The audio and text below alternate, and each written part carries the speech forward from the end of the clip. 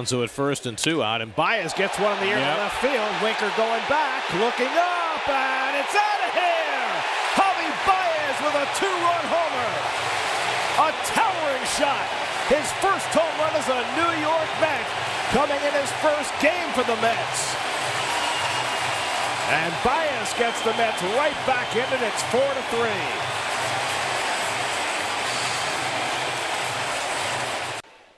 Hey, what is up, everybody? It's good to be here after taking a week off, after doing all that good stuff. I hope everybody is doing good. I am your host, Joseph Francis, here wearing some a nice jersey that I've been waiting to wear because I wanted to wear it at a moment that it was appropriate, and this is the moment that it is appropriate. It is appropriate because we got some big things happening for the New York Knickerbockers. I like it. We are here live 9:30, having a good time on Fan2Fan. Be sure to follow us at Fan2Fan Show on all social media, Instagram, Twitter, and Facebook. And please like and subscribe to the channel if you haven't. Now, we are going to get right into the show, except that we are going to bring in the panel to bring in the panel. To my right is Heidi. To my left is Calvin. Looking extremely, what would you? Yeah, I was gonna say tired because you're looking tired.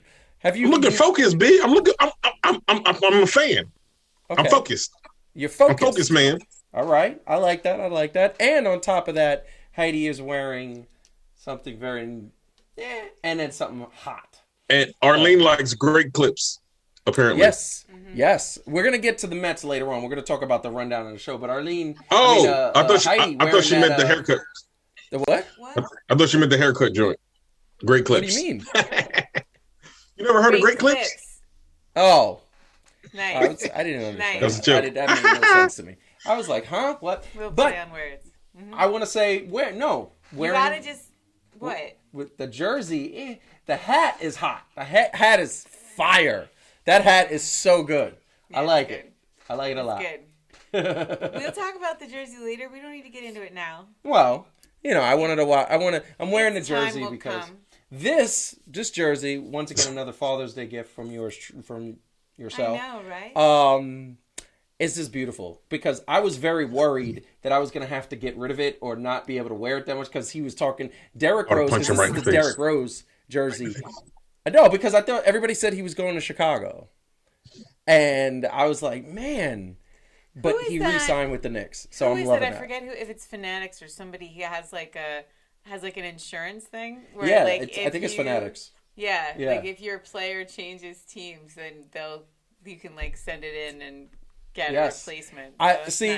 See, unlike certain people in the chat right now who are hating, just buck nasty hating. Hi, Marcus. Yeah, exactly. Ignore him. You know what? Here's the thing. I was a Knicks fan before Marcus was born, which I tell him all the time. It's ridiculous. And then, like back in the 70s, you were a Knicks fan? Yes, absolutely. He is the youngest thing here. I know. By the way, listen. I mean, that is technically accurate, although obviously he does not look it. No. I mean, just saying. Yeah. I mean, he's the youngest thing next to you is what I meant, Heidi. Yeah, that's what I felt like. That was what I heard. See, you get me. You get me. I do. Yeah, B&B in full effect. But I want to say, here's the thing. How come Marcus isn't getting any heat to the Laker fan over here? Okay, you sat up there for a week, all week. Oh, Lakers suck. Oh, the Lakers don't know how to do free agency. They didn't. She's wearing a Lakers jersey, no heat. Because respectful attitude begets respect in return. See, I'm not coming at Marcus. Just so hate. He's not just hate. Buck nasty hate. Also, I'm not from here. I'm from Jersey. We have no real alliances because we just are a place in between things. Listen, we're gonna get into first of all, let's get it back on track for a second.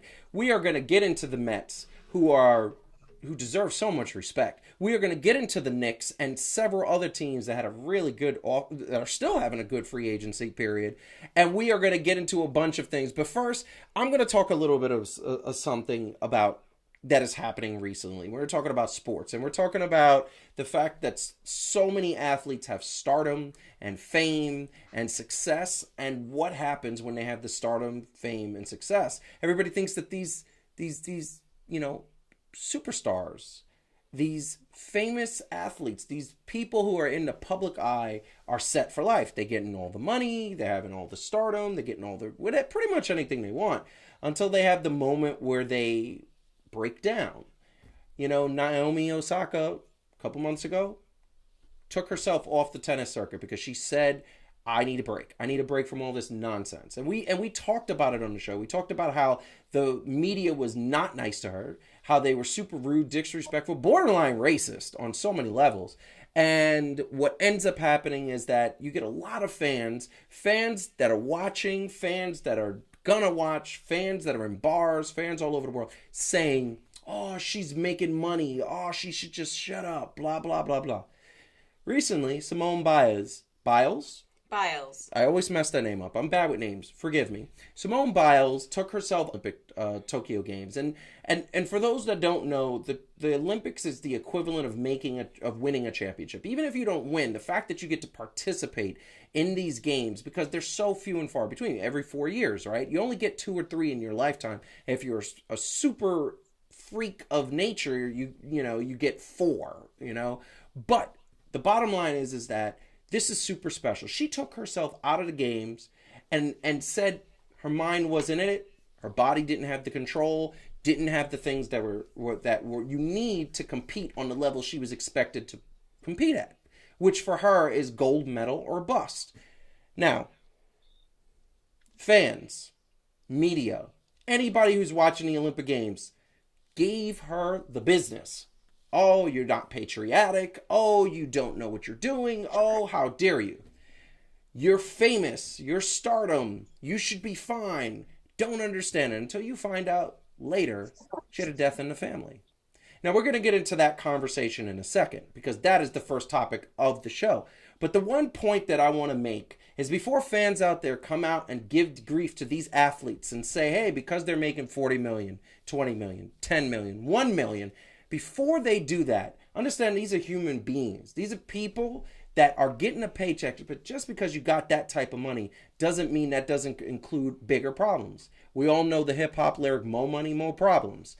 Guess what? That is what it is. It is more money, more problems happening on a regular basis to regular human beings. That's what they are. They're human beings. So for the next time your favorite athlete or athlete is in the news saying that they are having problems, suffering from depression, suffering from something that they aren't able to perform up to your expectations, maybe you might want to consider that even though they got that money, they're just regular people.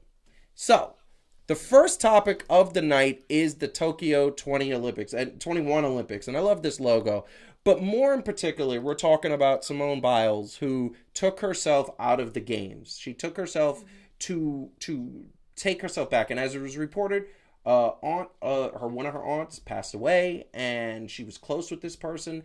And a lot of people gave her grief. And I want to ask the panel, because she was expected to win gold for this Olympic team. Since she took herself out, they've only won 1 gold medal. They've won a couple of bronzes and silvers, but not the gold. And gold is what they expect. And she was the top of all of those events.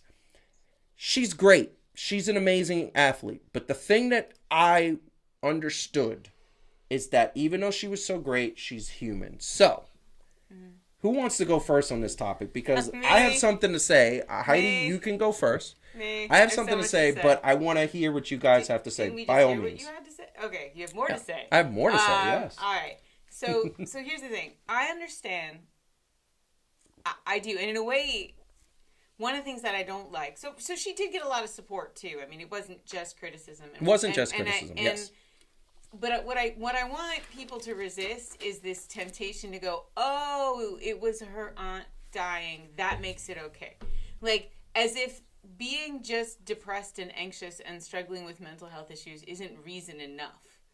And if that had been all it was, that wouldn't have been enough for people. I think I can appreciate that for most people, most Americans, they struggle with money issues. Believe is true, and that's why you work for greatness, and that's why people want wealth, right? They think that's going to make them happy. It doesn't. It just doesn't work that way. But people get angry because they think it's supposed to work that way.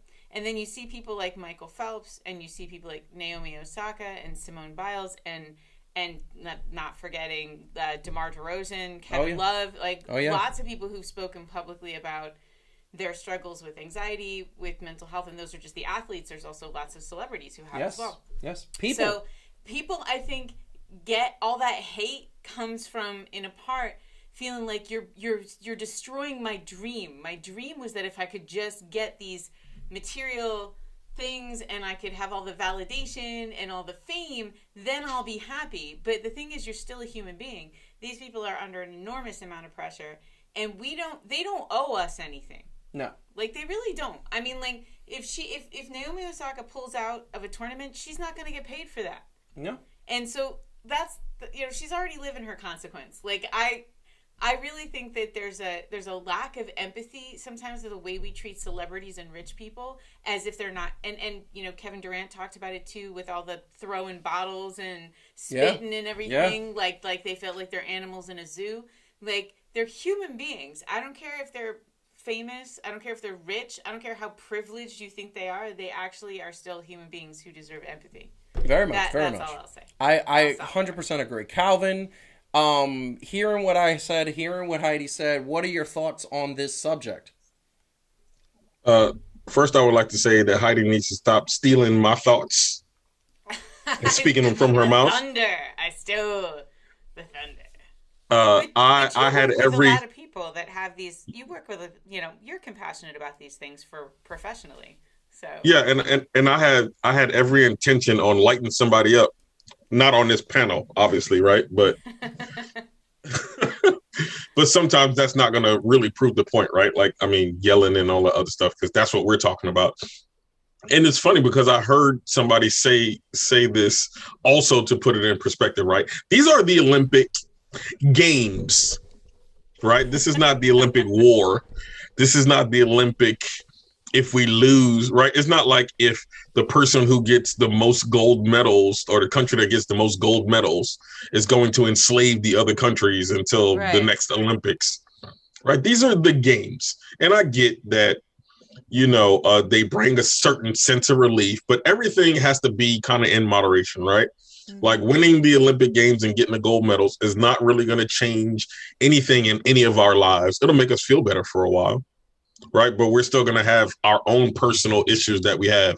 And like you said, the fact that people kind of equate this to now, she let the whole country down. I don't know her. She don't know me. Well, I mean, I know of her, right? But I mean, but you get what I'm saying, right? I do. Yeah. I agree. They don't know anything. This is the thing that, for me, you're right. Both of you have excellent points. And the thing that as I see this situation, she doesn't owe us anything. She owes herself.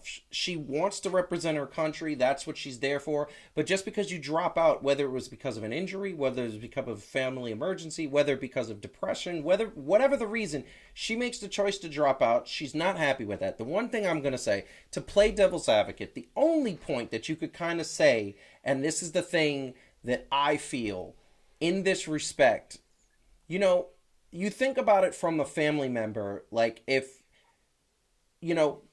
not speaking, I didn't know the woman who passed away. I didn't know any of those things, but you would think that woman knew how much this meant to her and would say, focus and get that gold medal, because here's the problem. You may not get another chance because she's already competed in the Olympics, and that was 4 years ago. In 4 years, she's going to be 4 years older.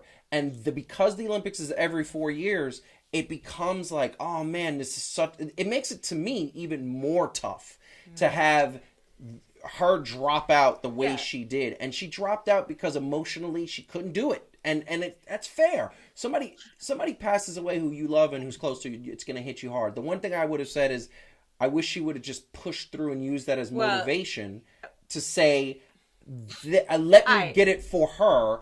And then it would have showed how like grateful. Now, here's the thing. I think she did the Tag right me in. thing because I think one of Tag me the in. things she should have did was Wait. Calvin needs to be tagged in. Go ahead. Tag me in. I will say this, and this is specifically because it is Simone Biles, and it's specifically because of the events that she pulled out from. Absolutely. Think about it this way, and she knows better than any of us here, right? Mm-hmm. How many people, by a show of hands, can do a cartwheel one time? Nobody. I can't. Nah. I certainly can't. No. There's a point to this, and it's not to get on any of us, but like the people saying this don't take into account this, right? Most people that try to do a cartwheel, and I don't know if Adam is here on there, but remember when we went to Mexico and people was trying to show him, right, the level of concentration that it took for him to try to get that, right? Oh, he was drunk. He shouldn't have been doing any of that. Well, but I'm just saying it, right? So to the point, right? When you don't have the level of concentration that you need, he's there. The average person couldn't do one regular cartwheel. Imagine what she does, and then having the mental capability to try to do that. What's she gonna do? Break her neck? No, but here's the thing. There have been other stories where athletes have lost people or something is happening. People have, and it's not only lost. They've also people like. I feel like it was David Cohn or David Wells. One of the two pitched that perfect game while having a hangover. I think it was David Wells. There have been other great performances while their wife was giving birth, like those types of things, and they wanted to be there, but they missed it. Yeah. And I'm just saying, it's my turn. I will give you. Hold on one second. I will give you everything that you guys said. I agree with 100%. Right. The only counter argument is what I'm saying. Well, it isn't. I'm going to counter argument your counter argument in the sense that you wish she could have pushed through. Guess who else wishes that? She does. Yeah, absolutely. And so absolutely. And it is not. Here's the thing. It's not about what her aunt would have wanted. It's about where she found herself mentally. And Calvin's exactly right. Yeah. This isn't. I'm going to go. It's not even like running, right? Where you go like, well, I'm going to run as fast as I can. Oops, I didn't run as fast as I normally do. What she does, she could kill herself. I get it. If she is not focused and I'm not centered. Saying she did the wrong thing. Absolutely No. not. So I'm saying like it does actually matter what she did. Yeah. Like the particular sport. And I think that nobody wishes, and as a person who has suffered with anxiety most of my life, I will say that nobody wishes I could handle things differently more than I do. And I try and I do my best, but that's all you can do. And sometimes people can push through and they find that they're able to do that. And sometimes they find that they're not. Yes, right. And I think that's where she found herself. This is a woman who has been an elite athlete since she was a child. Yep. And I think, show me what, 24? Yeah. She's 24, yeah. Nobody like that is not giving it their all in this instance, and she just couldn't do it, right? So I give her the benefit of the doubt on that. And when it came out, my first initial reaction was like, oh man, that sucks. We're not going to get the gold medal. And then you heard her speak about it, and I was like, there's something more. There's something more there. And then the story came out, more details came out. Well, anyway, I hope she gets another chance. I hope her body stays in tip-top shape, and 4 years from now she's able to do it.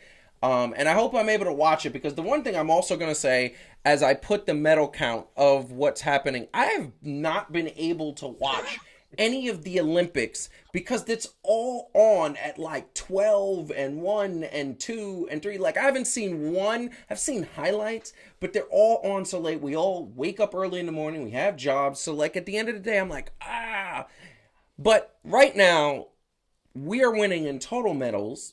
China is winning in total gold medals, and then there's everybody else, like Japan, the host country, is in third, thankfully. But being in Japan, and I think the next Olympics, 2 Olympics from now is going to be in Australia, so that's just going to be just as bad. What's funny? I think that, the combination, we've had Olympics halfway around the world before, but now we have social media. So it used to be like, you couldn't watch it live, but also like nobody else was watching it live either. So if you watch it recorded, it was fine. But now it's like like you just check Facebook or you're online, score. Like you'd spoiled. The perfect segue to the next topic. And before we go any further, to hit that perfect segue, hit the like button, subscribe to the channel, and tell a friend about Fan2Fan. Like any friend who likes sports, tell them to watch. We like the last week's episode, or the 2 weeks ago episode, actually went up to like 75 views after the live show. So it was amazing. But what I want to say is, so that on Tuesday, I think it was Monday morning, so Tuesday morning, 12:45, the United States took on Spain, led by this brilliant man that he is, the best player in the world in my opinion. He showed up, showed out, 29 points, led him against a very good Spanish team. The Spanish team is always top of like who could beat the US.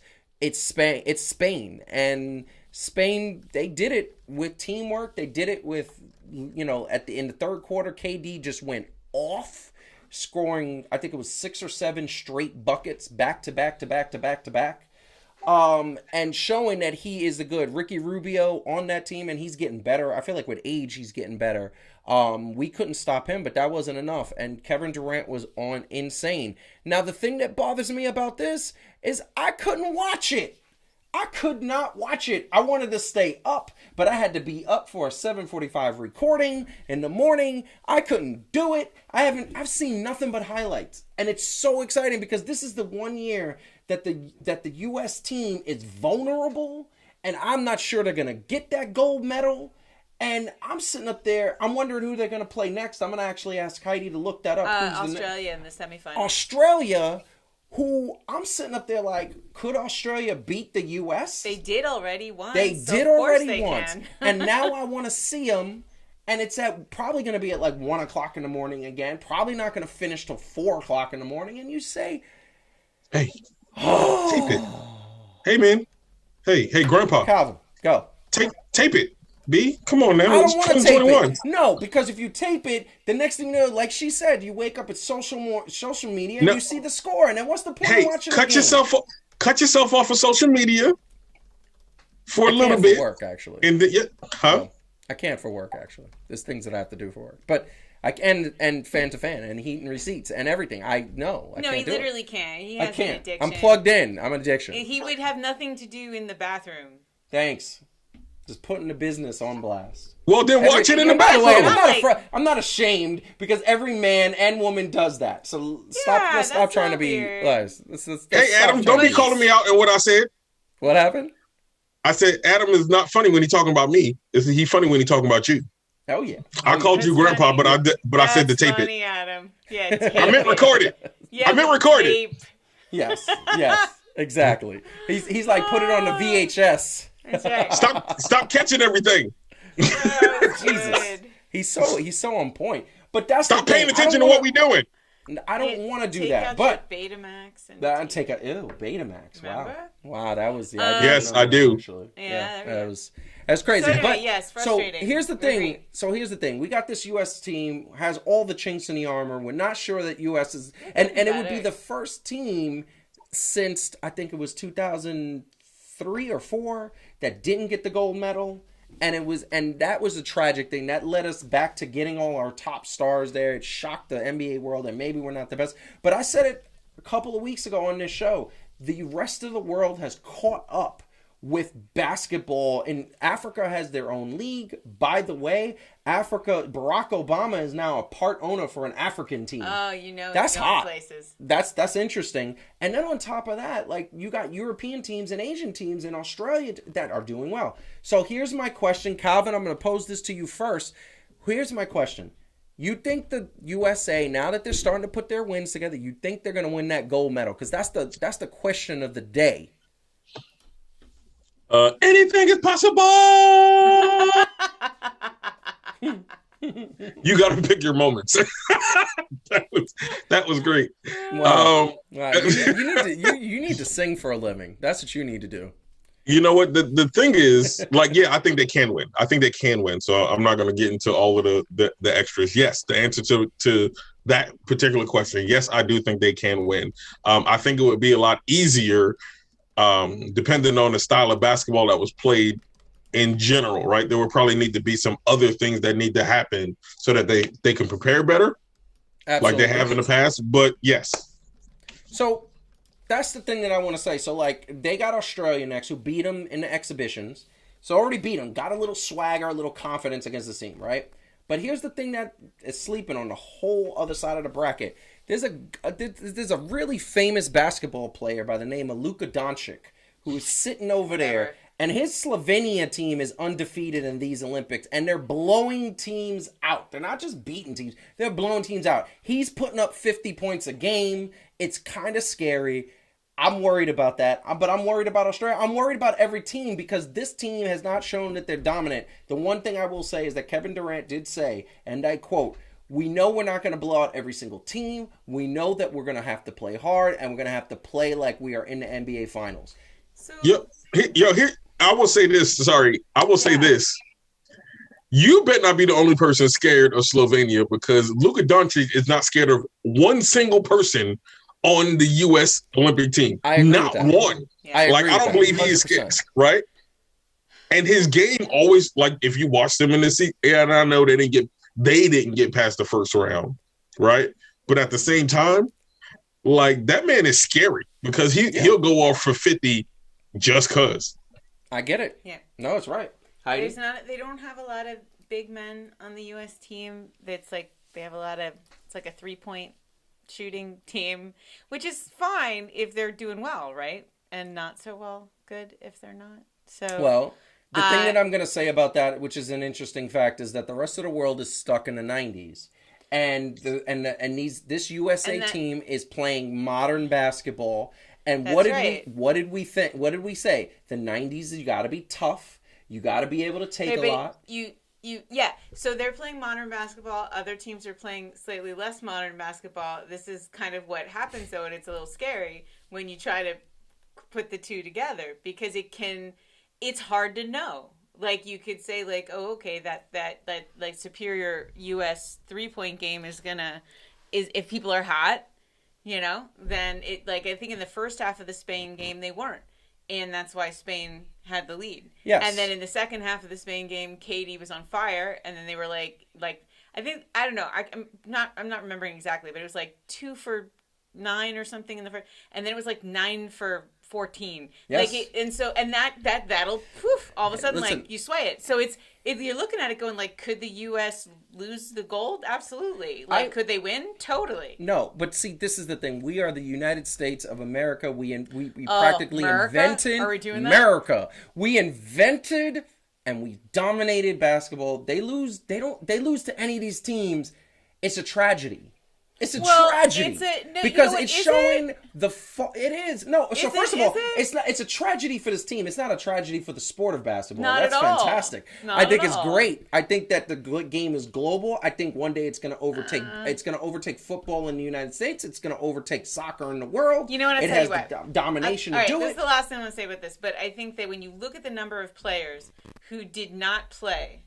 Yes. Who would have been on this team and did not play. They didn't play because of the schedule. That is hubris. That is deciding that this doesn't matter because the U.S. always wins and it's not that big a deal. And you know when people start giving a damn about something? When they lose. Yes. And maybe the U.S. team needs to lose a little bit so that actually our best players, besides KD, actually decide to show up. I want to say that if they win the gold medal, KD needs to immediately, for the rest of the next season, be the best player in the world. And people need to start putting some respect on his name. I don't think he last respect all this on his name. Antetokounmpo, he's the best. Oh, he's not. Who says that? The Greeks? So many media personalities.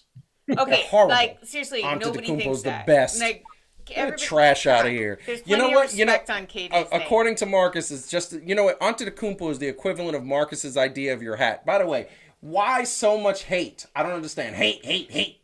It's the way Yankee baseball. I know. And I know he's a Mets fan, but his wife is a Yankees fan. I don't understand. Well, I'm not his wife wearing the hat, so he can tell me to take it off. Can we just love? I'm just saying.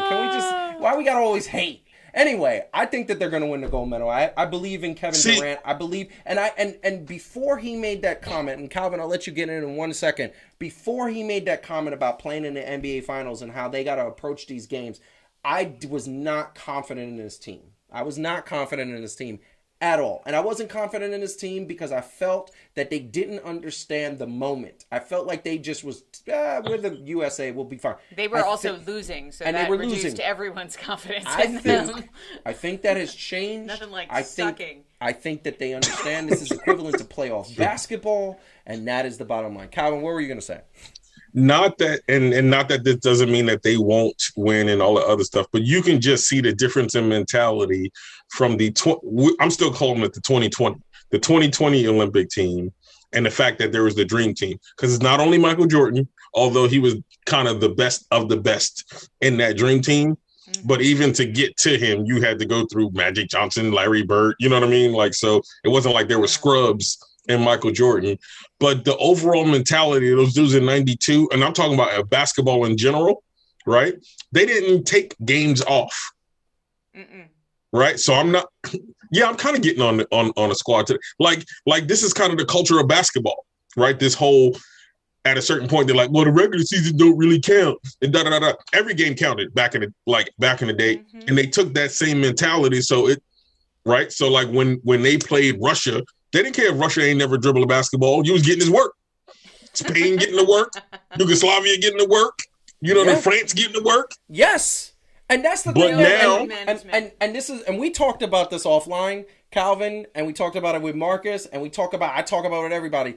This generation is soft. And we all know it because they go up and they're like, you know what? Let's sit down.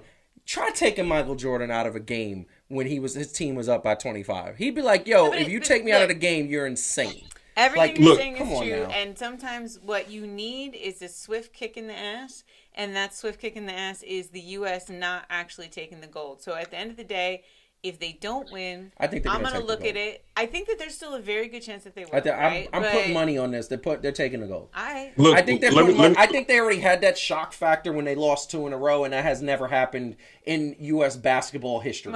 They lost 3. Let me say this about mentality, though. Yeah. Hey, let me say this to speak to the mentality of like the modern player. Yes. Love Karis LeVert. He played what? He going into his 4th or 5th year? He's going to his 5th year, I believe. 5th year, right? So he's not necessarily a veteran. Yeah. But he was on JJ Redick's podcast, and he asked him like how he felt about Brooklyn and all the other stuff. He was like, yo, this is the business. Then he asked him if he felt like he was underrated. His answer to me was hilarious. Like, I laughed for about 20 minutes. What did he say? My man said, I played my whole career. So all 4 years. Well, and remember, he was hurt, so I'm not taking that against him. But for the years he did play, his whole career, he was always underrated, and people doubted his skills, and he had a chip on his shoulder. And I'm like, B, what career? Yeah, you played for like 2 seconds. So that's just generation's problem. That's this NBA player's problem because they think they've been in the league 3 or 4 years, and like for example, I'll give you a perfect example. You sit up here, Calvin, and say Jason Tatum is a superstar. He ain't a superstar. He's good, but he hasn't proved anything. You almost said okay. No. You almost said he's okay. No. He's good, but he's not a superstar. He's not on the level of Dame and Steph and LeBron and KD. Very good. No, he's good. He's not. And who else? And who else? Because you can't say then Luka is, and you can't say that. No. And you can't say that Trae Young is superstar. He has propelled. How? Because he was playing 6 years in Europe. He was a professional at 13, balling out. And the reason why he came to the United States and balled out was because of the fact his career was already 7 years old. I want to try to understand. One quick thing. Hold on. Sorry. He's a superstar. But one quick thing. Whose team has gone further in the playoffs? We're not talking.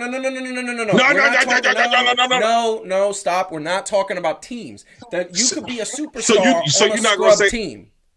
Okay. You could be a so you're going to say though. Team. Okay, hold up. Absolutely. Hold up. Okay, I just want to understand how many categories there are. There's superstar. That's LeBron, KD, Dame. No, I know who they are. I'm just giving a visual. Then is there a very good category, or does there's a good category? No, we're gonna go superstar, star, good. Star is what Carmelo was with the Knicks. He was a star. People knew him globally. I don't know how you're going to say that Jason Tatum was between good and star. Who actually outscored Steph when the Celtics played the Warriors. I'm gonna. So you know what? How are you gonna say he's you not? You know what makes Jason Tatum a good two star, not a superstar, and not. I didn't say it was. You know what it is? The fact that the last 3 to 4 months was the first time in his career that when he started averaging over 30 consistently. Yeah. Last year in the one that was ended by Kova. Stop. No, stop. Stop. Did you hear what I said? Oh my God. He's shocked like crazy. Oh my. Hear what I'm saying. Right, okay. Hear what I'm saying. Understand. The last 3 months of the season was the first year he showed consistency to be where he balled out because he had to, because Boston was about to get bounced out of the playoffs. Last year, before COVID, he would have a week where he scored 30, 40 points, and he'd have a week where he scored 15, 16, 17. And that's what he did for most of his career. Mind you, his career is only 3 years old. He's got Similac under his mouth. Okay? Now, the one thing I will say that makes him say maybe he's a little bit better than what I'm saying, and I'll gladly say you got a point, is that ever since he's been there, the Boston Celtics have been in the Eastern Conference Finals pretty much almost every year except for 1 year. Okay? And I get that. He propels his team to be better. But considering that the talent that he has shown, he should be doing what Bradley Beal does. And Bradley Beal is a star about to be a superstar because he's finally showing consistency. Okay? That's all I'm saying. I don't know how we got into an argument about Jason Tatum, but I was just saying, you asked about the superstar. Because he like to get my goat. You go. We're gonna throw off the series, and when he was dueling with LeBron James almost equally, that's cool. Yeah, one series doesn't make you a superstar. Nobody said he's a superstar. You're just saying he's just good. I'm saying he's good to star. He's in between. He's about to be my man's a star. He's at least a star. Come on. Come on.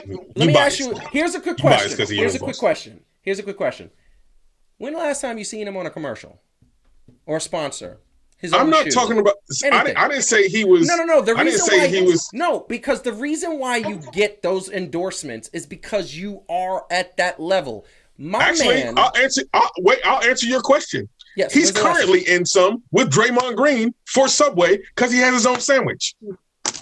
Really? Ooh. Really? Yes.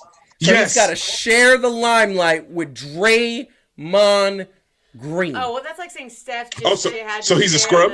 The thing with... No. Yeah. Let's talk about that. Like Steph was on a Subway commercial with Serena Williams and Tom Brady. Right, can we get back on track? Can we talk about the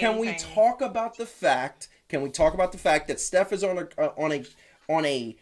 a level with the GOAT? Why should we talk about it? Nobody's arguing that Steph isn't a superstar. Yes, but we just gonna slide past the bias that he wasn't a star because he didn't have a commercial. We all see it. But it's not a big enough commercial. No. What I'm saying is, in order to be a star, going to a superstar, confirmed, you got to have some sort of star power. That's what it is. Carmelo Anthony, while he was not a superstar, Carmelo Anthony had star power, and some of that was attributed to the fact that his wife was very famous and she was on reality shows, but he was also a star. He had his own shoe by Jumpman on Jordan brand sneakers. He had multiple endorsements. He was on the level, and had he done better in the playoffs and had he showed out more in his game and been a better player, facilitating other players, he'd have been a superstar just like LeBron James. Okay. That's it. I'm going in. We're moving on to the next subject because the next subject is basketball too. But before we move on to the next subject, hit the like button, subscribe to the channel, tell a friend about sports. If they like sports, tell them about Fan2Fan. And please, please, please go back and watch all our old episodes. Good stuff there. I think it's entertaining. But we are talking. He's blasphemy. The Calvin is just upset now. I think he's going to walk off the set today. Sports blasphemy. We are going to go into the next topic, which is NBA free agency, and what we are going to do, because so many moves happened. There were so many things that happened that was just kind of insane. It was a topsy-turvy last couple of days. Here's the bottom line. The bottom line is, here's some of the best transactions. This starts here. Isaiah Thomas possibly going back to the Celtics after being all over the place. This is where he had his starter, where he was about to be a superstar. He was balling out of control, and then injury, and then just never found a home. They're interested in bringing him back. Trae Young, extension, $207 million for the next 5 years. That's amazing. Derrick Rose, the jersey that I am wearing, my man gets that that 3-year, $43 million contract with the New York Knicks. I'm loving that. And then in what I consider like a smaller, kind of free agent situation, I think it's more relevant because Patty Mills is one of the seasoned vets. He's been on championship teams. He's a very good star. I wanted to get the pictures up for Chris Paul re-signing with the Suns. Something was wrong with the file. Couldn't get it up. However, there was Chris Paul re-signing, DeMar DeRozan ending up with the Bulls. So many moves. It was crazy. Kawhi Leonard at the present time is still a free agent, although expected to go back to the Los Angeles Clippers. Now, we're going to do something different because here are some of the new... Well, first and foremost, what I want to do is I want to put up some of the teams that are up on the news before. Then we're going to talk about the Knicks specifically. But I'm going to tell you, I'm going to put up these teams that are now up there. Starting lineups and big threes and all that stuff. The Knicks now have Eric Fournier, RJ Barrett, Kemba Walker, which was another big signing that just happened earlier this morning. Julius Randle, a returning Mitchell Robinson. The Bulls have a big three. If you want to include Lonzo Ball in that big four, I don't think so. I don't think he's at that level. He could improve in his game. However, they got Vucevic, Zach LaVine, and DeMar DeRozan. That is formidable. The Miami Heat signed Kyle Lowry, and they re-signed Duncan Robinson, and they re-signed Victor Oladipo. And with these three, Heat big three, Bam Adebayo, Jimmy Butler. I just want to say Jimmy Butler looks like he's in a D'Angelo video, but that's besides the point. How does it feel? Yeah, you know it. Then, of course, the defending champions, the Bucks big three, which Chris Middleton proved that he is a part of that, and Drew Holiday proved that he is balling out. He's doing very well in the Olympics, both of them doing pretty good. Of course, my favorite, the Nets big three, if they could stay healthy and be reliable to show up on the court, Kyrie could be formidable. They also re-signed Blake Griffin. They also re-signed Bruce Brown. They got Patty Mills, as I said earlier. And, of course, they have Joe Harris locked into a contract along with DeAndre Jordan and several others. But the big story of the free agency has got to be those Los Angeles Lakers that Heidi right now is wearing the jersey of. I mean, their new lineup is Russell Westbrook at point guard, Wayne Ellington, LeBron James, Carmelo Anthony, and Anthony Davis. I don't think Carmelo should start, but that's just my opinion. I think they should move Anthony Davis back to the power forward and put Dwight Howard to start the game because he's always playing better in the beginning. But knowing all of those teams that we just put up there, I'm going to shoot it to Heidi and say who she thinks is going to be take those free agency moves we just talked about. What do you think, or who do you think is going to have the best year based on what they did? And this is provided everybody's healthy, provided there's no injuries. Once again, if you had to pick a team that is going to go far, possibly a championship with the free agent moves, is it any of these teams, or is it somebody I missed? Oh, it's one of these teams. Nice. You want me to just say... Yes. I get one, or do I get one per conference? Yeah. No, you get one. This is just those teams. One. You just got to pick one. Oh, well, I wore the shirt. So you're going with the Lakers? Yeah. Marcus says the Lakers will be trash. Marcus. No, they won't. I mean, look, and again, it is a big assumption. She's so nice to him. I'm going to trash Marcus in 2 seconds. It is a big assumption to say that they're all going to be healthy, right? They have the oldest team they've ever, I think. There's like most of these dudes are in their 30s, and so, you know, you can say like, all right, the idea that they're actually going to be injury free is a big if, but I think if they are injury free, I mean, with Russ there now, come on, and Melo, like this is, and you know they have Malik Monk. Like you said, Dwight Howard. I mean, it's a deep team. So I would say the Lakers, but I just want to say, like, runner up, the Heat are very impressive now. Yeah, So, I mean, one of the things that I'm going to point out, and this is the thing that I'm really... Because is it definite that Victor Oladipo is going? Oh no, to he's the definite. Heat? He's signed. He signed his contract, like, so he's back. The Heat Their are starting, formidable. their starting lineup it literally has two of the best defensive players in the league, in PJ Tucker and Jimmy Butler. As we saw, defense can shut any offense down if it's good enough. And I'm going to tell you right now, I look at what Miami did, and they got what's his name coming off the bench, Hero coming off the bench, Doric. I mean, like there's just so many things that this team Well, is. and they have Kyle. Like, you're talking about the Heat? I'm talking about the Heat, and they And got Kyle Lowry, who is a good basketball player. He's there, and look, I want to say, and I'm going to toss it to Calvin because I'm going to go next. I'm literally going to throw. So first and foremost, the thing that bothers me about this Laker team is the fact that LeBron makes everybody better. And when I talk about bothers me, I don't mean like they're going to lose.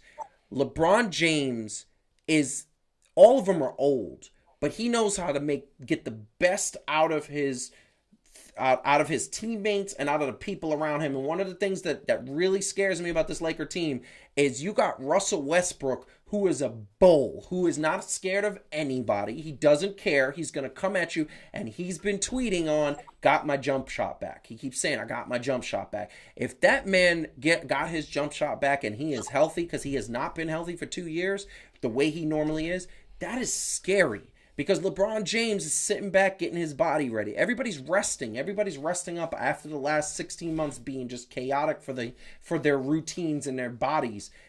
That's scary, and they know how to win, and they're mature enough to know what they got to do at the right times, and they're well coached, and they're the Lakers, and they're gonna have the teams they need. And Carmelo knows this is probably his last shot to get a championship. That's the bottom line. He's got to be super motivated.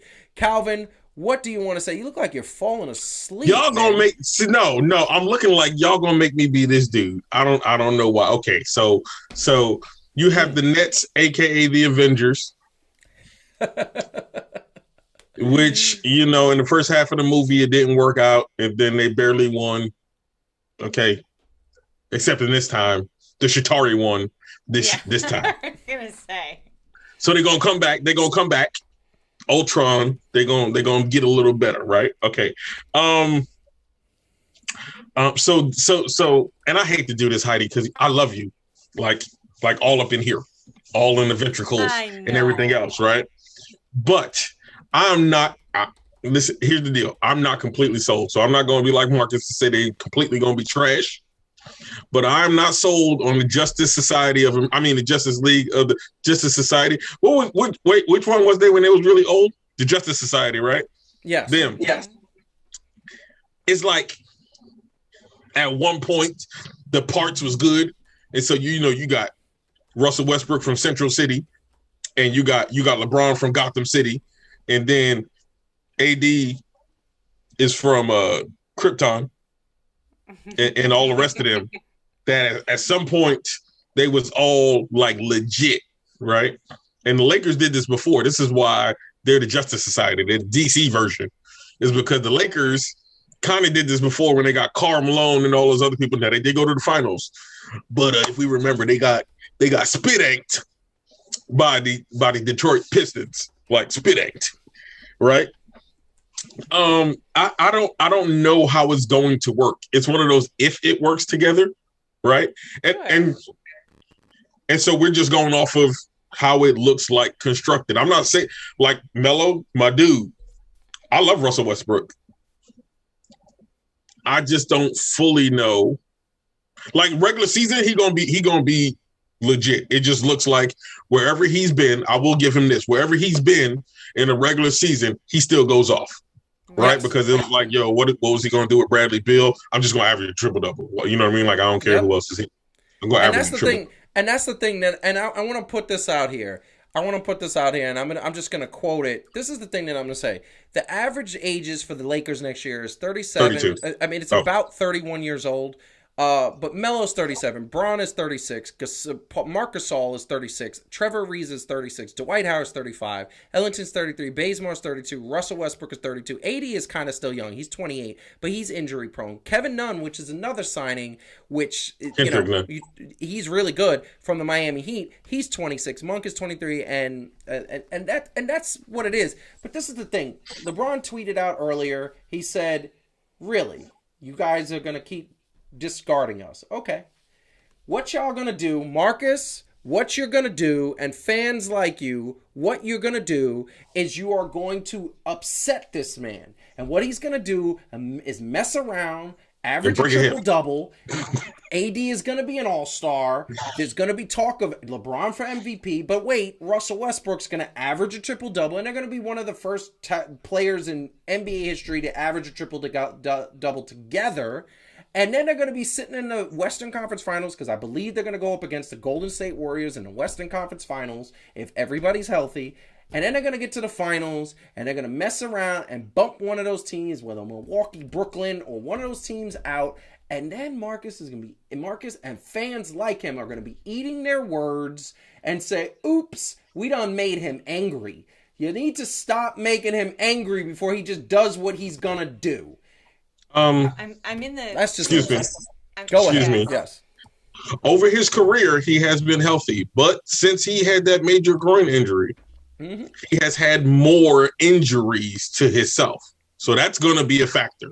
Until it's not a factor. Until it's not a factor.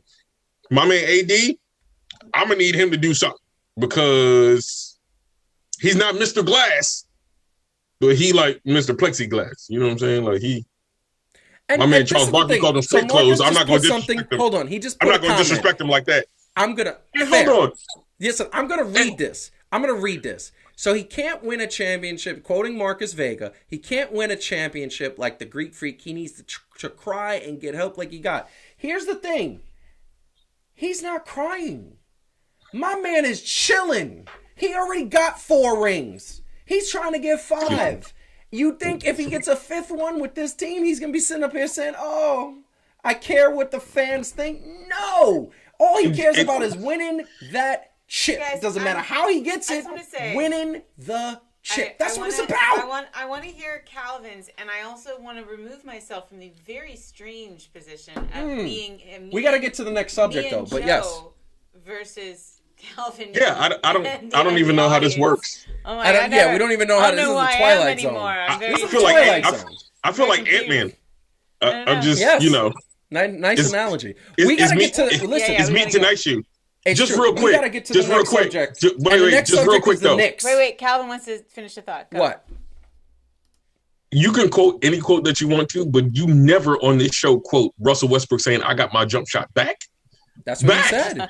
From what? From college? No, he got his jump shot back when he had the OKC. The last season he was there, he was 38% three-point shooter. Like he was doing well for a season and a half because he started working on it. Then he got hurt. Okay. Back. He didn't fully get it, B. That's the thing. Well, that sound like these rookies coming in here 2 years talking about they great. Come on, man. Over the course of my career. This is what I'm going to say. Everybody keeps talking about he can't do it on his own. I can't run this show on my own. I come close, but Heidi helps. Calvin helps. We all help. You're not supposed to do things on your own. And I would just add, the world is too technical for that. I would just say, I'm not trying to argue with Marcus, but Dame couldn't do it on his own. Steph couldn't do it on his own. Luka couldn't do it on his own. I mean, you just can't do it on your own. It doesn't work. Last time I checked, Kobe couldn't do it on his own. Ooh. Last time I checked, Jordan couldn't do it on his own. Y'all be getting on my nerves, forgetting about the fact that Jordan didn't win anything until Pippen and Phil Jackson got there. Y'all need to stop. Y'all need to stop. Jordan is the GOAT. And hold on a second. Y'all getting on my nerves. My blood pressure is going up because you're getting on my nerves talking about that he did it on his own. He didn't do it on his own. No professional sports player in the history of team sports has done it on their own. You need teammates to win basketball games. That's the name of the game. Come on now. Get me upset. Says the next fan.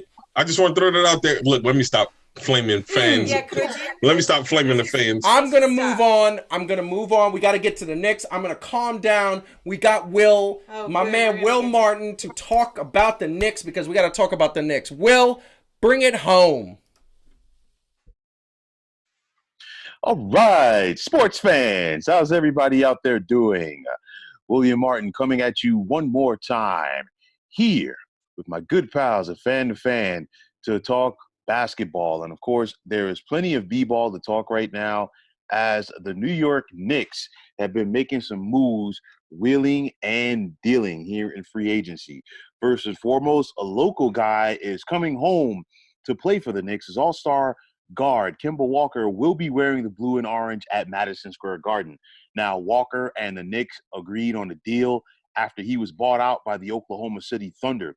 Now, for Walker's 10-year NBA career, he has averaged nearly 20 points per game, but will he be the player that the Knicks need him to be? Now, the Knicks surprised many people this past season by going 41-31 en route to the fourth best record in the Eastern Conference.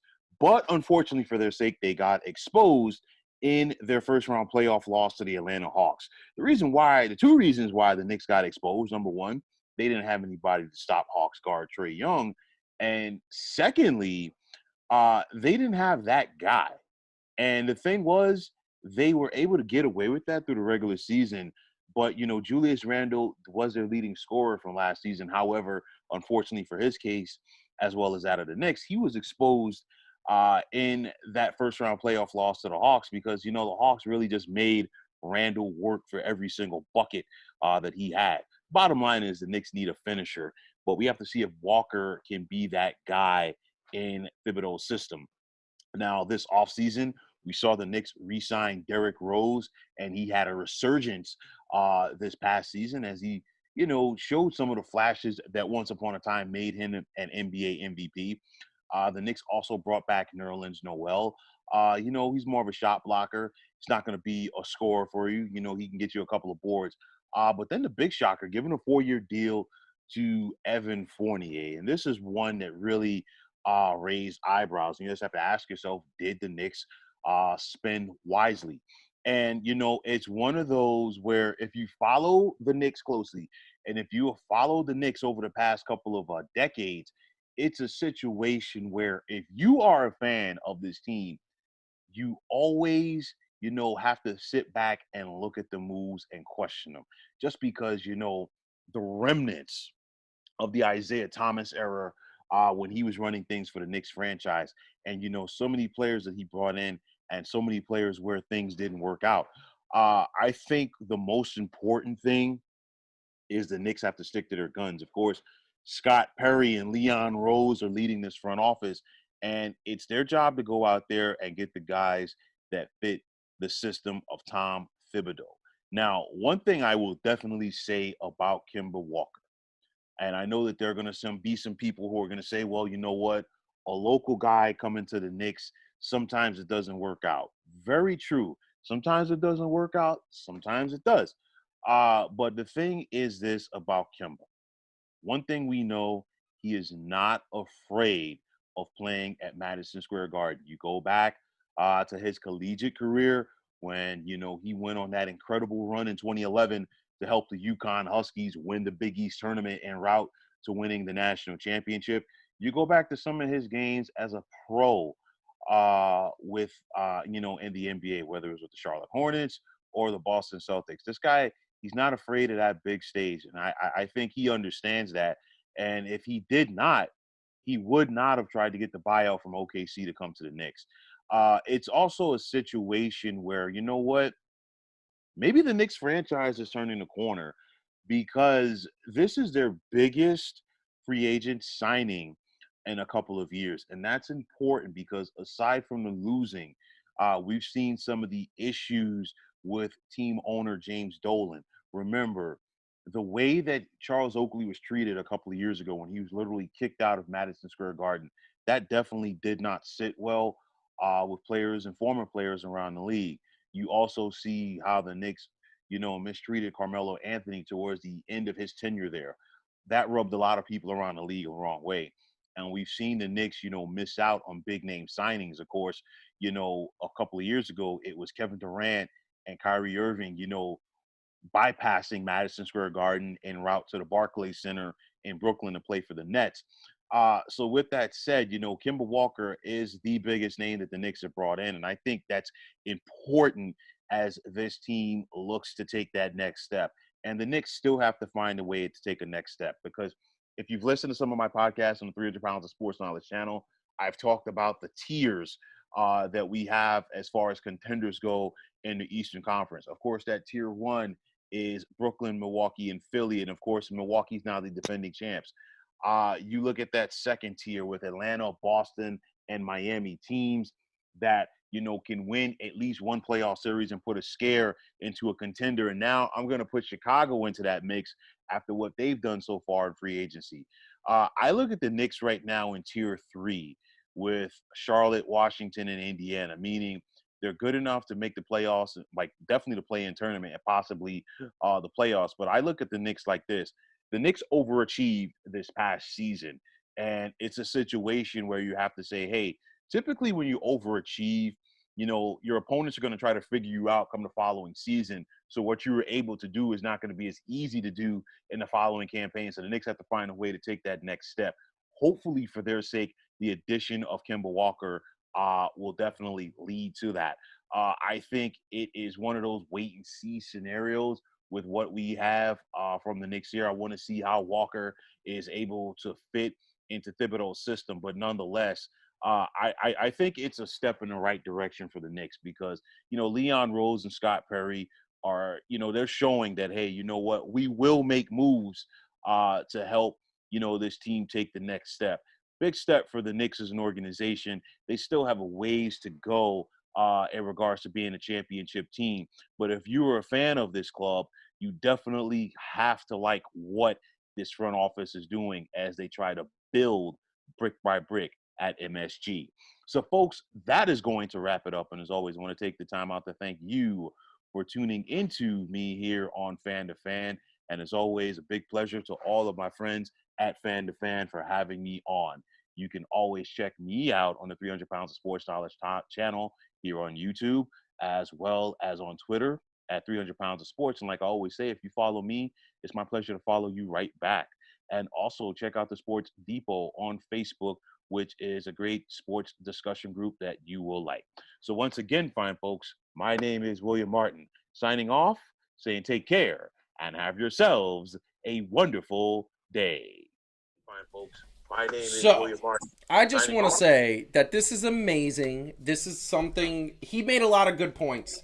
And there's a couple of things I disagree with. The one thing that I want to say as we get a chat in, Kemba Walker is still a player that is young enough to be elite. Now, good enough, I don't think with this Knicks team, do you need to be elite? I don't think so. I think Derrick Rose showed last year that you just need to be smart. And Derrick Rose was amazingly smart. And Kemba Walker is possibly smart. They're going to have a tag team that's going to be interesting. And I think that the development of Quickly is going to dictate how much these guys are used and depended on. Because Quickly is the X factor.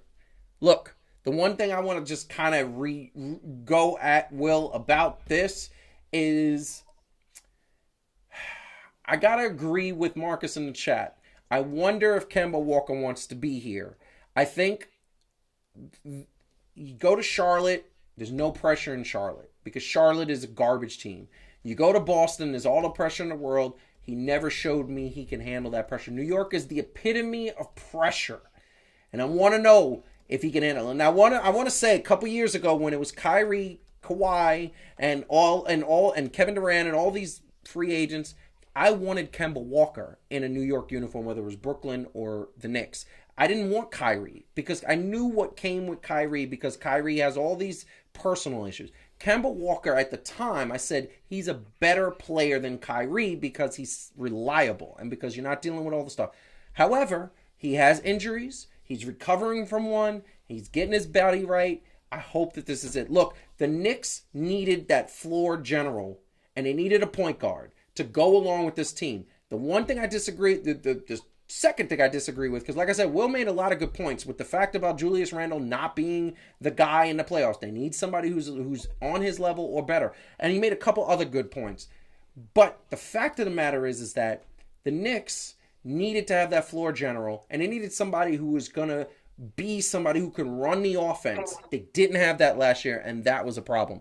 So, Calvin, what do you think about everything that Will just said and Kemba Walker and the Knicks free agent moves? Because I'm not sold on Evan Fournier, although he's looking good in the Olympics for the French national team. He's playing really well. But what do you think about the Knicks free agent moves?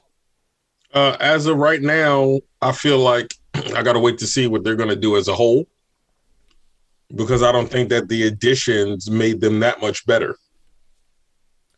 Really? You know, Kemba has had issues with his knees and all the other stuff. And part of his issue and struggle in Boston was that was never his team. Like, it was never even a part to be his team. So nope. I don't really put anything about that on his pressure, on him handling pressure. But it was always a toss-up between, is it Jason Tatum's team or is it going to be Jaylen Brown's team?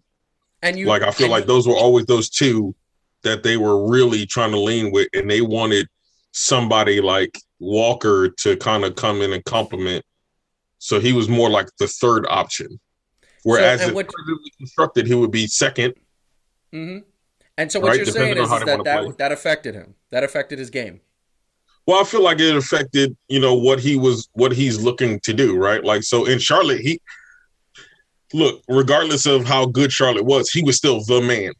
Yes. It was Kemba Walker and the Charlotte Hornets, right? So, he was still trying his best to carry them to little to no avail. I mean, he was making money, but still little to no avail. So there was a certain level of pressure. There's a different level of pressure.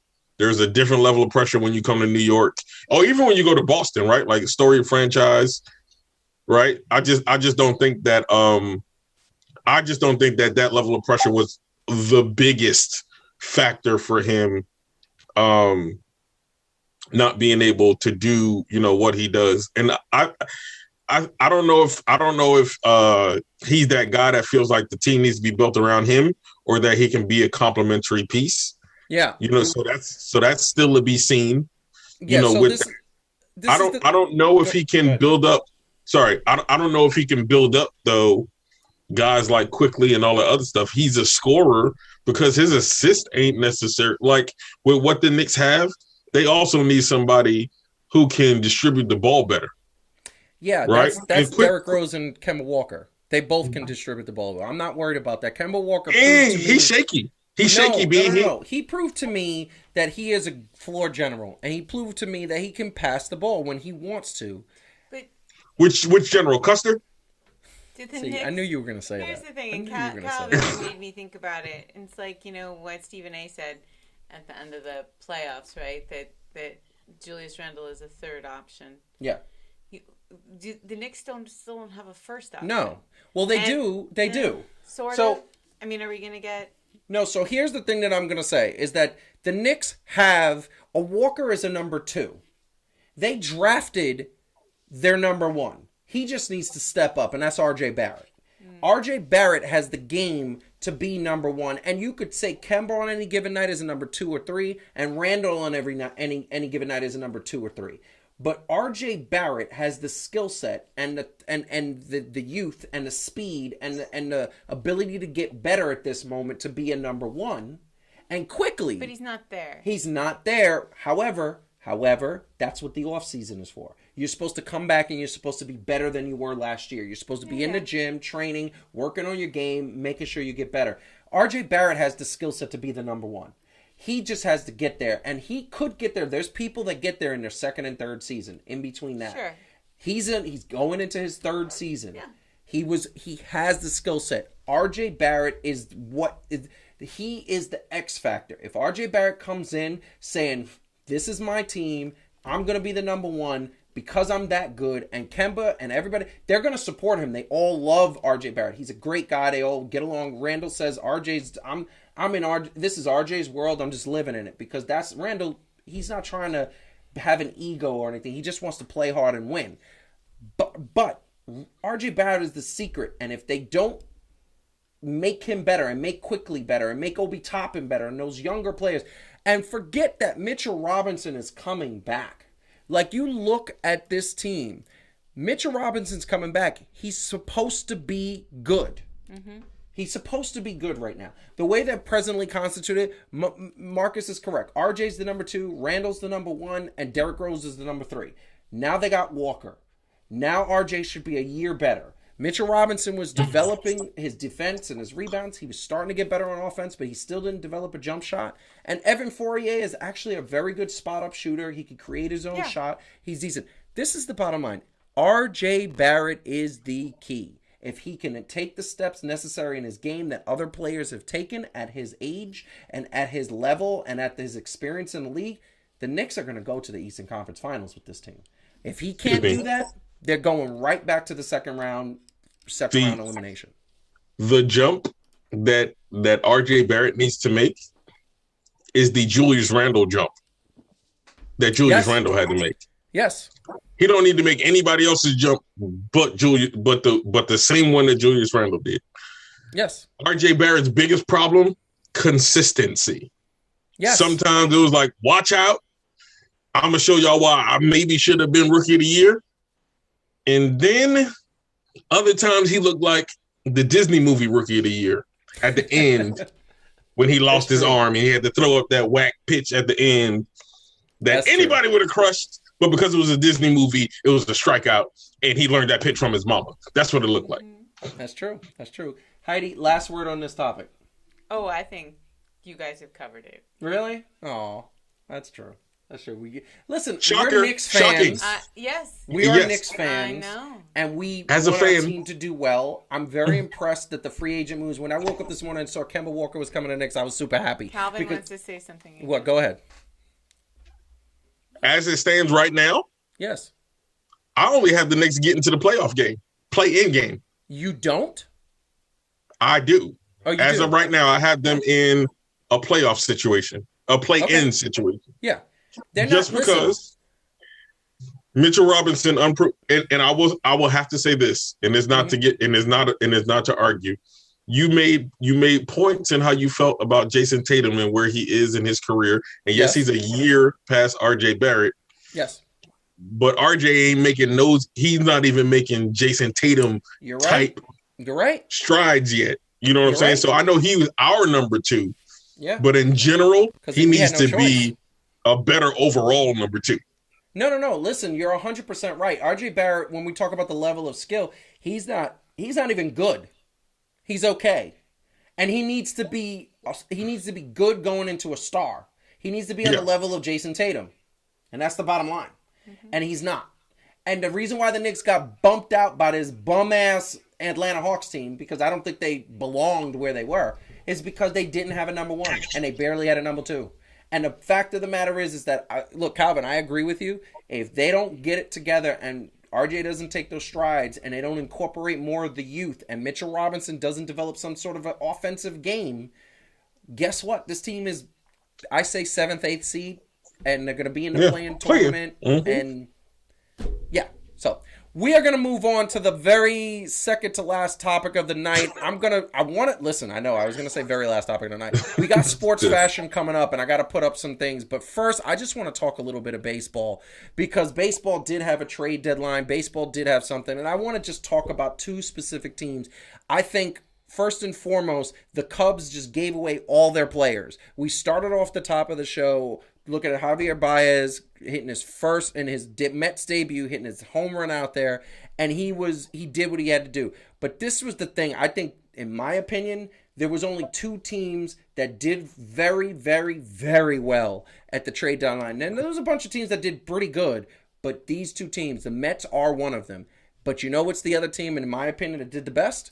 It was the Los Angeles Dodgers. This team went out and got a borderline Cy Young Award winner to go with all their teams, and another player that's an all-star to go with all of their stars. The Dodgers are the Lakers of the MLB, and they did that. And of course, the Mets did what they had to do, and they got their players. So here's my point. Simple question to both of you. Mets got more offense, which they needed. Jacob deGrom is coming back. He is the best pitcher in baseball. He is the best player in baseball. And the Dodgers went out and got Max Scherzer, who's actually very, very... He's one of the best pitchers as well. Not as good as Jacob deGrom. Do you see Mets versus Dodgers, NLCS, and Mets... Because right now the Mets are in first place, and Braves are kind of catching them, but the Mets are holding them off. They're winning games. Do you see these two teams going up against each other, and could the Mets beat the Los Angeles Dodgers? Because the Los Angeles Dodgers are just another. They're otherworldly, in my opinion. Who wants to go first on this one? Calvin, go first. Well, I'm sold on the Mets. Really? I am sold on the Mets. Why? Tell us why. Because they've been consistency, man, is the key. The Mets have killed themselves by being inconsistent. It's like sometimes the offense, and I'm talking about just in general, sometimes the offense would be there, but the defense wouldn't be there. And even when the offense was there previously, it wasn't really there. No, it wasn't there because they didn't hit home runs. Runs. They didn't hit home runs. What they did was they hit base hits. Yeah. Or the pitching was there with no support. And it kind of was happening in the beginning of the season, but you don't really hold... You don't hold the beginning. You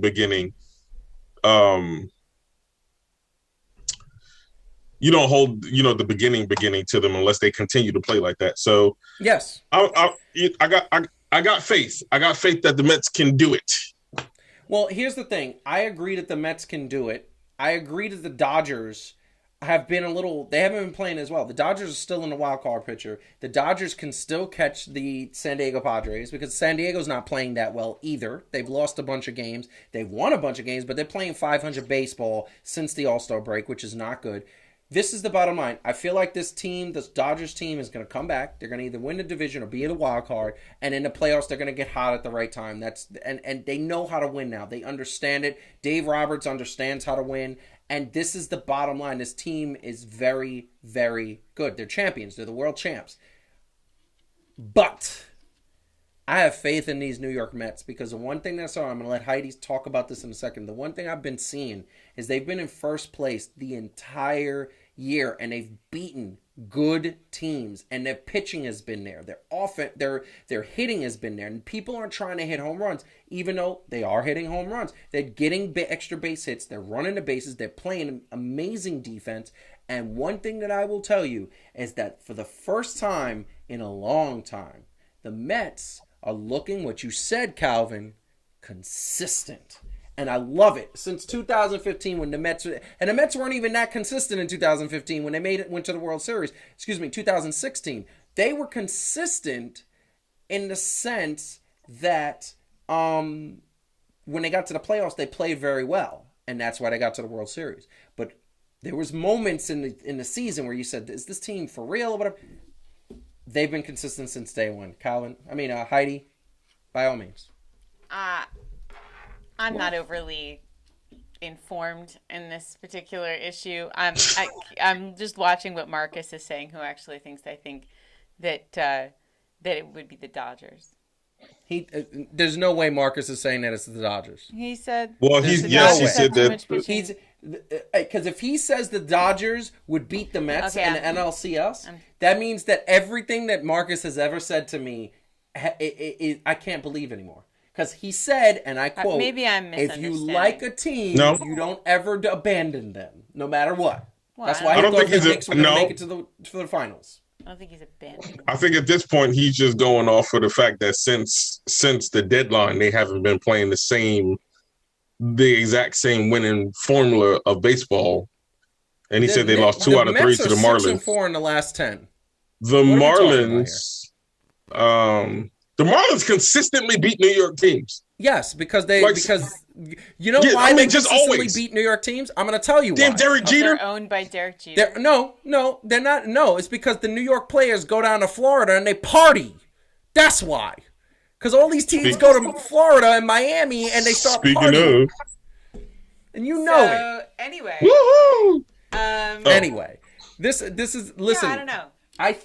I think the Mets are consistent, and I think the Mets are showing something. They're in first place. By the way, they're in the division that you could get in with a 500 record. So I don't think they're going to fade away. I wanted to give the Mets their respect. I think this is the year that the Mets make the World Series. I think this is their year. I think they're coached well. I think that they got the right pieces at the deadline. They could have got better pieces, but I think Jacob deGrom is going to come back. I think they're going to have Stroman, Jacob deGrom, and Syndergaard is supposed to come back soon too, which is if he hasn't already. So Syndergaard has been, I believe, on a rehab assignment, and he's been pitching very well down there. So he's looking healthy. So that is the point. I think we should implement Mets Watch. I think we should. I think we're going to have that every single week. We're going to have to see where they are in the standings and everything. But this is what's happening. I wanted to just put this out there because we haven't talked baseball in a long time. The Mets are in first place, and actually, I am wrong. They're 3-7 in the last 10. That's horrible, actually. So now that the minute I give them their respect, they're not doing well. And Philadelphia, your Philadelphia Phillies coming back. A game and a half behind. Jesus, this is horrible. Did Ryan Howard come back? What happened? I said, did Ryan Howard come back? Is that how the Phillies are doing well? Maybe, I know, because maybe Bryce Harper is there. So.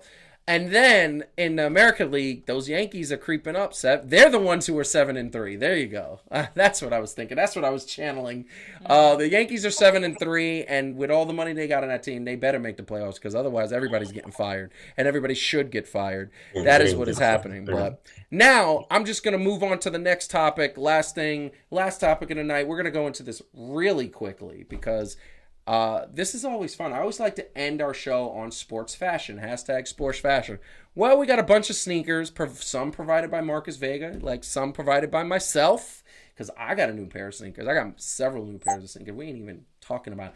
I even ordered a few that she doesn't know about. Oh my God. Anyway. She heard you. This is the first pair that we got coming up here. This was Marcus's pair. I just want to get the panel's opinion. Calvin, no, Calvin, what do you think about this pair of sneakers? This is a pair of Jordans, by the way. Yeah, I know. I mean, I'm more old school cat. You know what I'm saying? So, I mean, I know those are nice. I like them as shoes in general. Like, I probably wouldn't actually rock them. But so how are you going to say you like them, but you wouldn't rock them? I like a lot of shoes that I wouldn't rock. Are you kidding me? Because I got a certain style of shoes that I would actually wear. I ain't got nothing that would go with that, man. Those are the Jordan 6s. Marcus is correct. Yeah. Thing. But here's the thing. If you like a pair of sneakers, then you would rock them. If you don't like them, you're not going to rock them. You also remember that those are girl shoes, right? Are they girl shoes? It's a woman's sneaker. Okay, fair enough. I like that. Well, allow me to speak then. Yes, I sort of like the negative space, for lack of a better word. So the places like the empty spots, I think that's sort of cool. Like the architecture of the top of the shoe, and I also like the sort of the tongue is sort of kind of shiny and satiny, which I think looks cool against the other fabric. Those are my thoughts. I like it. Listen, I'm gonna say. I don't know whether it's the color that's throwing me off or the top, but it kind of they look like water shoes at the top and at the tongue, and I'm just like, I'm not feeling that, and I don't like that color, but I'm gonna give it its due and say they're Jordans. Okay, I'm gonna give them a due. We're moving on to the next one. This was also provided by them. These are the ones that I always, when I was a kid, I used to love them so much and I wanted them so bad, and now when I got older, I don't know why. I just feel like I can't fall in love with them the way I do other Jordans, like the classic Jordans and Yeah, I know. At one point, I thought they were hot. Shoe. I don't know. What do you? I love the waffle, like that. That looks really cool. That texture on the shoe, that's hot. I like it. Matter of fact, Marcus, hit me up. Let me know. Let me know about those. Hook your boy up. Listen, you know what I'm saying? I think. Look, 10.5, B. 10.5. I don't know if I like them. I don't know if I like them anymore. I used to love these sneakers back in the day. I used to love them. I don't like them. I don't like them now. I don't know why. I think it's the one part that's right on next to the side of the shoe. It's this. It looks like an architecture building on a sneaker. It throws me off every time. Don't worry, they make them in orthopedics too, style, so you good. What? They make them in orthopedics too, so you should be good. I know. Here's my sneaker, which I showed you guys other ones, but these are the ones I love. I love those Rock sneakers. I love that Rock brand, Under Armour. Nike and Jordans are not the only ones, okay, that we show on the show. And I like them because they're red and black, but I know they're not everybody's cup of tea.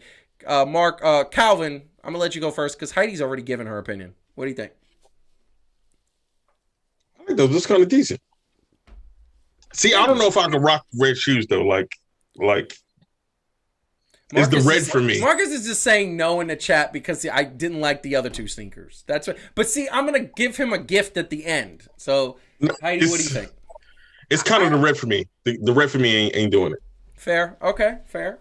I like them. I mean, for like a more kind of a non-high top look, I think it looks nice. Very cool. Very cool. These are the ones that.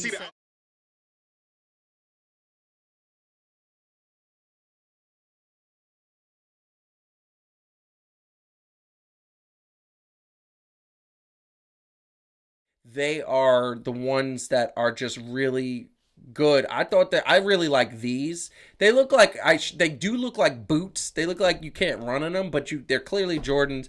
I love these. This is awesome. And I think those sneakers are dope. And believe it or not, I can't stand yellow on sneakers. I actually think this is the first sneaker I've ever had in my view that the yellow actually makes me say, oh, it's not that bad. And it's because probably the yellow is not the dominant color.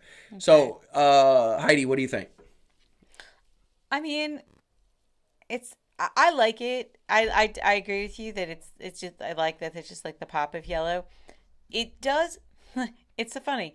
It probably doesn't feel like a big, heavy, clunky shoe, but it looks like a little bit of a heavy, clunky shoe. It looks like a boot. It has more like like moon boots, but it probably doesn't feel like that. It's just probably kind of an optical illusion.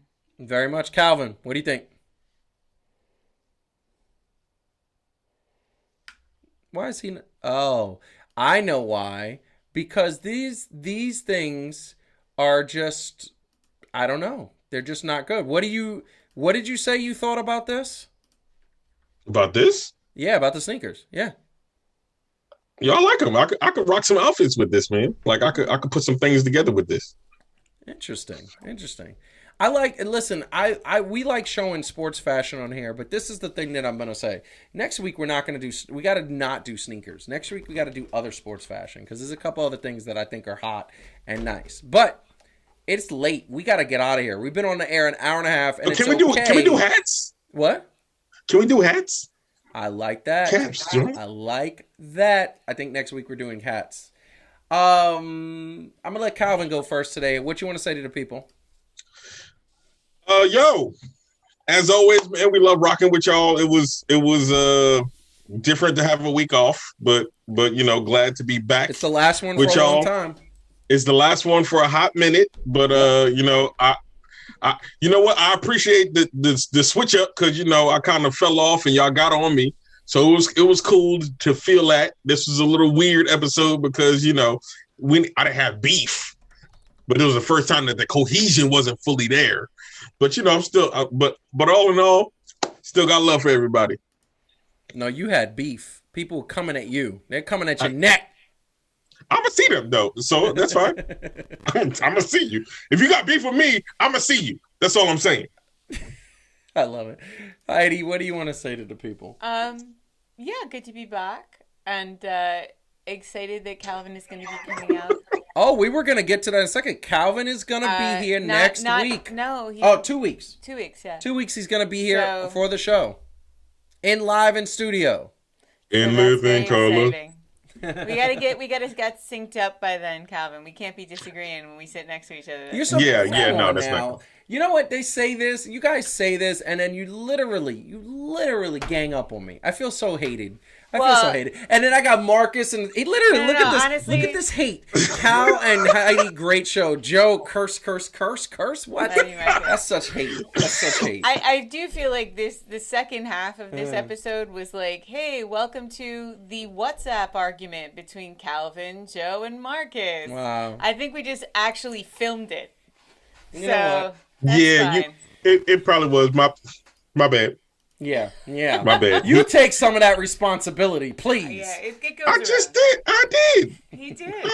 He's the only one who did last time I checked. That's a good point. Marcus is the other part of the responsibility. Oh, right. Yeah. Right. Wow. Just the two Not of them. me. No, Never not me. at all. No, it's me. No, It's me. it's fine. Anyway, we want to thank everybody for joining us tonight, and everybody going to watch this on the broadcast. Once again, hit the like button and subscribe to the channel. Tell a friend about Fan2Fan. We got a brand new episode of Heat and Receipts coming out, and a bunch of other episodes of Heat and Receipts presented by Fan2Fan, so it's going to be great. That's looking for all the wrestling fans out there. And also, like I said, in 2 weeks, we're going to have Calvin in studio, and we're going to be doing a bunch of stuff that is coming to you soon. There's going to be so many stories to talk about, and we're going to talk about, I'm wondering where Kawhi Leonard is going to end up. That's a good question. But also, if you got sports fashion to us, send it to us at social media. Follow us at social media, at Fan2Fan Show on Instagram, Twitter, and Facebook. We appreciate everybody watching. We appreciate everybody rocking with us. Join us next time, and we will try to entertain, as we always do. Peace. I love that. I love it when I say peace.